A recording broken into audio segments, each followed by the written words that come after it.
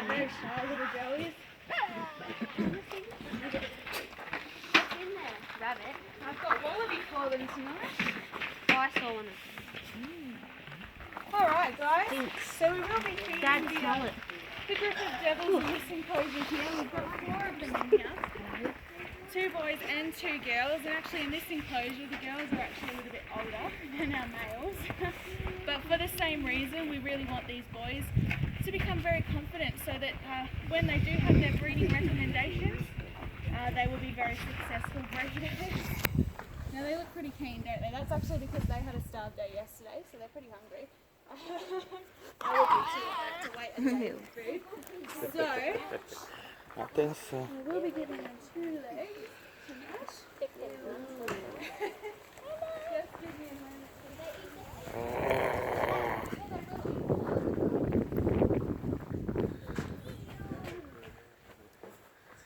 Hello, Etra. Well, I've got to be careful. You keen to get in there after a starve day?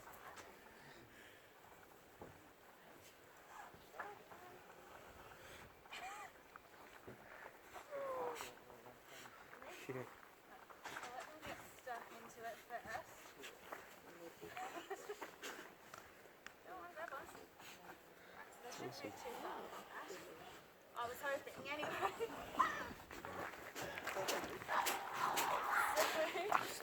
While they're fighting over that one, I'll tie this one in. Is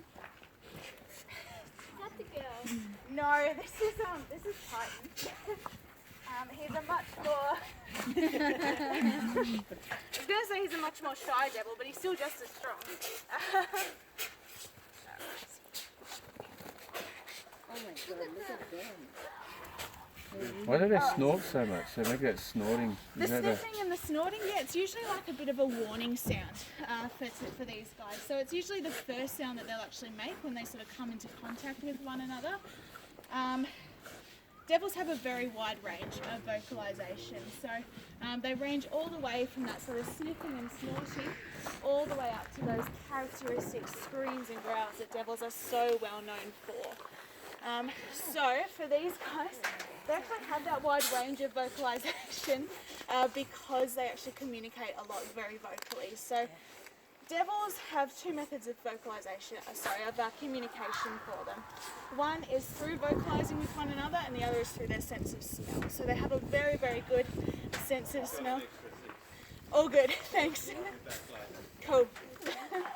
So they do have an excellent sense of smell on them. They can smell a carcass from a couple of kilometres away.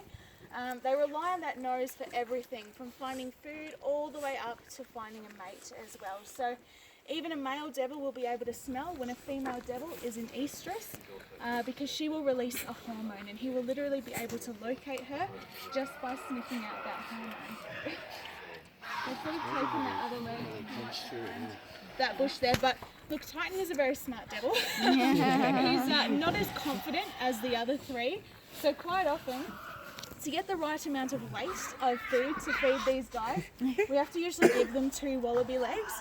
And for that reason, these guys are always fighting over that first leg because they want the first piece of food.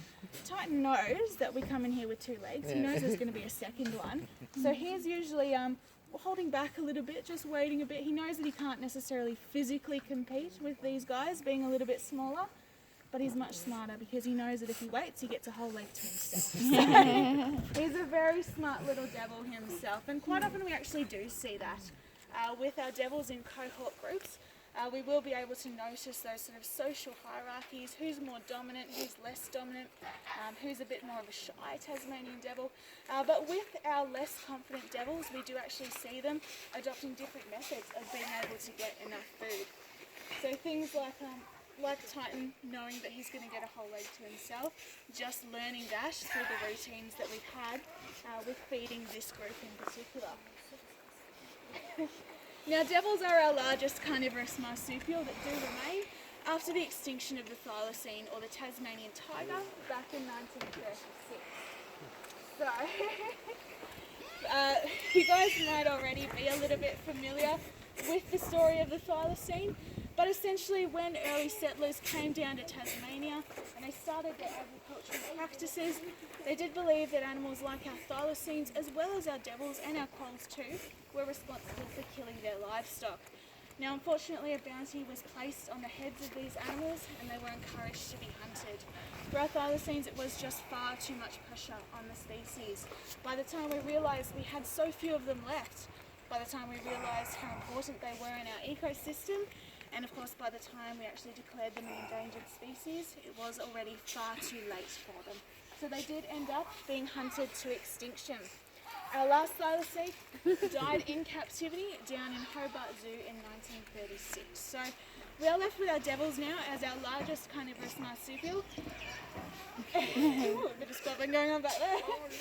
But as we can see, this does mean that they will only eat meat. So devils are largely scavenging animals. So I've given these guys Bennett's wallaby leg tonight. Here at Devils at Cradle, we feed our devils native species to Tasmania. So our two species of wallaby, paddymmelon, which we saw in the film, and Bennett's wallaby, as well as brush-tailed possum. We of course do try to keep it as natural to their diet in the wild as we possibly can. And as I mentioned earlier, that's also the reason that we do work on a roster with our feeding regimes. So we're varying the amount of food that they actually get each day, and also trying to vary the way that we deliver it to them as well. So it equates out to 50% of a devil's body weight spread out throughout their entire week. That ranges all the way from what we call a scatter feed, where we'll cut up the food nice and small, throw it around the enclosure, encourage them to actually use their noses to find that food, all the way up to what we call a gorge feed, where a devil is allowed to eat as much as it possibly can. And devils will do that in the wild. They are what we call opportunistic feeders, so they will try to always eat as much as they can in as little time as they can as well. A devil can eat up to 40% of its own body weight in one sitting. So if we equate that to your average human being, it's sort of like eating a 25 kilogram piece of steak in one bite. He's like,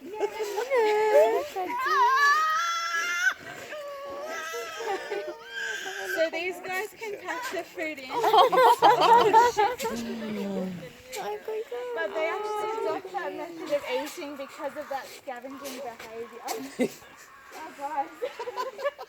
Well. Not a shame. They didn't eat yesterday. Yeah. They're pretty hungry. This is only a medium feed for them as well. They haven't quite realised that there's still food there. They just sort of thought that, but that's how devils will actually behave. They sort of think that every little piece of food they get is all that they're getting. And so that's what also instigates a lot of the very competitive nature for this species as well, particularly when it does come to food. So devils are really only competitive over two things in life. That's food and that's also women. So when that does, when they do congregate around a piece of food, that's when we hear a lot of that vocalisation and that squabbling and fighting with one another. Because it is every devil for themselves when it does come to food. You keep walking over the piece of food there, buddy. Go away. I probably smell pretty good anyway, because my gloves will sort of smell like food and things like that.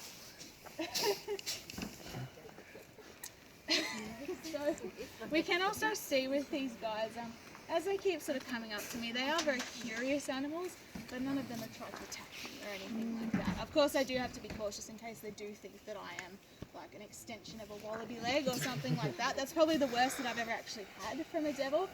They're not aggressive animals by nature. They're actually very shy and timid creatures. For the most part, they are curious, so they will usually come up and investigate things, particularly here in captivity. They get a lot more used to people. But certainly you're not going to encounter any problems with a devil in the wild. If you're lucky enough to come across one now, it would smell you coming, it would hear you coming, and it would just run away straight away. They know that we're about 10 times their size on average. They're certainly not going to take on an animal of that calibre. What are you doing? He's hungry. See, whatever.